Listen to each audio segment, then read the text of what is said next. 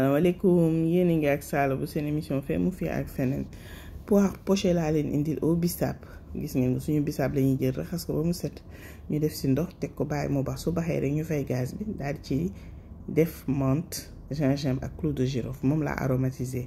yéen tànn leen lu leen neex ngeen aromatisé ko voilà bu ko defee ñu jël suñu poire xolli ko ba mu set dindi trognon bi nekk ci digg bi. C'est important que ñu dindi ko voilà parce que pépins yi yëpp dina disparaître ba pare jus bi dina jaaraale ci trou boobu du gën a dugg poire bi gis ngeen ko mi ngi noonu bu ko def ñu layandi suñuy poire teg de côté ñu segg suñu bisaab ba mu set buñ ko seggee ba pare delloo ko ci casserole bi bu nekkoon tout simplement daal di ci def suukar man pour 100 grammes de bisaab 300 grammes de sucre laa def.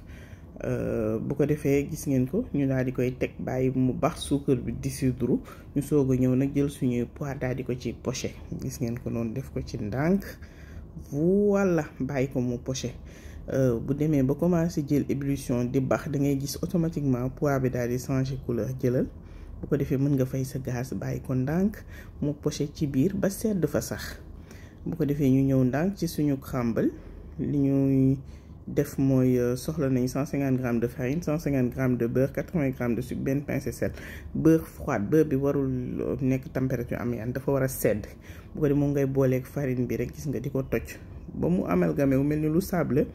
ma daal di ñëw yokk ci noix de cajou yéen bu leen neexee mën ngeen si def gerte amande poudre d'amande nu mu leen neexee ñu daal di ñëw tout simplement rek sotti ko ci plateau boo xam ne teg nañ ci papier sulfurisé bu jëm four daal di koy enfourner à 180 degrés 15 à 20 minutes gis nga ko ni suñu crumble pare ak am guute neex ak crispy wu noix de cajou bi c'est autre chose ma daal di jël sama plateau dessert tout simplement daal di ko ciy disposer ñëw nag jël sama poire daal di ñëw fas yéene ni ko tegg ci digg bi jëlal xama jubbanti ko man nag glace laa ko accompagner glace vanille tout simplement gis ngeen ko noonu bu leen neexee ngeen def chantilly gis nga ko mais mooy indi gourmandise biñ ci soxla bu ko defee ma daal di jël sama sirop de bisaab bi nga xam ci laa poché woon bisaab yi rek daal di koy wis ci kaw poire bi mu apporter brillance gis ngeen ni que ni bisaab boobu après boo paree mën nga ko segg tout simplement yokk ci ndox def ko sa bisaab tout simplement sa jus mu nekk 2 en 1